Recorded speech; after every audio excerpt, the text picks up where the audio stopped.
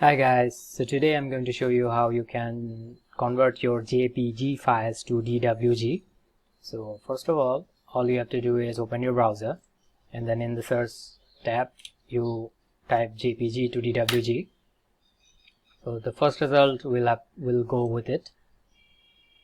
After the page opens, you will see a prompt add JPG files. We'll click on it and then you can manually upload which file you want to convert.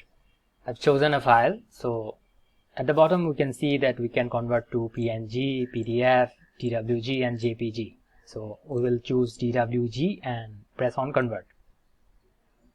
So after a few seconds the conversion will be done and you can see the download button. We'll press it here and the download will start, and as you can see here on the top right corner, the download is done.